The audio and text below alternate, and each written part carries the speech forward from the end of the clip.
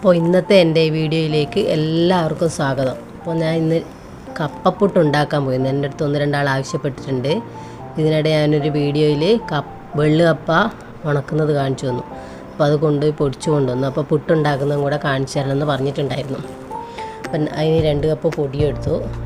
അതിലേക്ക് നമ്മൾ കുറച്ച് തേങ്ങ ഇടുക. അപ്പോൾ ആ തേങ്ങയും പൊടിയും കൂടെ മിക്സാക്കുക. ഉപ്പും ഇട്ടതിന് ശേഷം മിക്സാക്കുക. ഒന്ന് തേങ്ങ ഇടാതെ അത് കുഴച്ച് കഴിഞ്ഞാൽ നമുക്കത് കട്ട കെട്ടിപ്പോകും.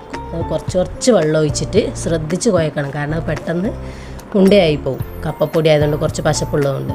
അപ്പോൾ അങ്ങനെ അത് കുഴച്ച് വെച്ച് റെഡിയാക്കി വെച്ചു. അപ്പം വാഴയിലാണ് ഞാൻ ഉണ്ടാക്കാൻ പോകുന്നത്. പുട്ടും കുറ്റിയിൽ ഉണ്ടാക്കിയാലും ഇതുപോലെ തന്നെ ചിലപ്പോൾ നമ്മൾ കുത്തി എടുക്കുമ്പം ചിലപ്പോൾ അത് നല്ല ക്ലിയറായിട്ട് വരണമെന്നില്ല.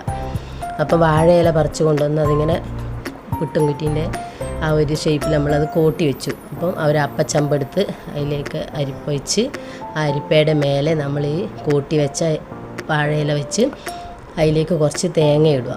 തേങ്ങ ഇട്ടിട്ട് നമ്മൾ കുഴച്ച് വെച്ച പൊടിയും കൂടെ ഇടുക. അപ്പം എനിക്കൊരു 4 കഷ്ണം പുട്ടിൻ്റെ ആവശ്യമുള്ളൂ. ഞങ്ങൾ 2 പേരല്ലേ ഉള്ളൂ.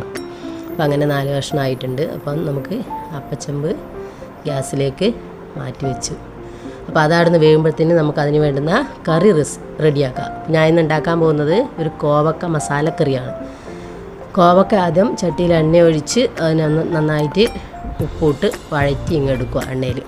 അപ്പോൾ അതേ ചട്ടിയിൽ തന്നെ കുറച്ചും കൂടി എണ്ണ ഒഴിച്ച് അതിലേക്ക് കുറച്ച് ഉള്ളി, പച്ചമുളക് എന്നിവയിട്ട് ഒന്ന് മൂപ്പിച്ചെടുക്കുക. ഒന്ന് കുറച്ച് മൂത്ത് വരുമ്പോഴത്തേക്കും കുറച്ച് കറിവേപ്പിടുക. അതിന് ശേഷം അതിലേക്ക് നമ്മൾ ചെറിയ ഉള്ളി, വെളുത്തുള്ളി, ഇഞ്ചി എന്നിവ ഒന്ന് ചതച്ചിടണം. അത് ചതച്ചിട്ട് ഒന്ന് നന്നായിട്ടൊന്ന് മൂത്ത് വരുമ്പോഴത്തേക്കും നമുക്ക് അതിലേക്ക് ആവശ്യത്തിനുള്ള ഉപ്പ്, കല്ലുപ്പാണ് ഇട്ടിട്ടുള്ളത്.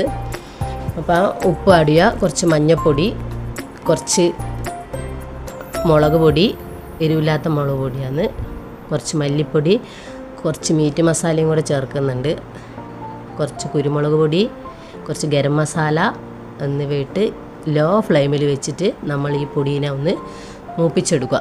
ആ പൊടി ഒന്ന് മൂത്തതിന് ശേഷം നമുക്ക് അതിന് ആവശ്യത്തിനുള്ള വെള്ളം ഒഴിക്കുക. അപ്പം അങ്ങനെ വെള്ളം ഒഴിച്ചൊന്ന് തിളച്ചതിന് ശേഷം നമ്മൾ ഈ വഴറ്റി വെച്ച കോവക്ക അതിനകത്തിട്ടിട്ട് നന്നായിട്ട് ഇളക്കി ഒന്ന് നന്നായിട്ട് തിളച്ച് മസാല അതിനോട്ട് പിടിച്ച് വരുമ്പോഴത്തേക്കും നമ്മൾ കുറച്ച് തേങ്ങാപ്പാൽ എടുത്ത് വെച്ചിട്ടുണ്ട്.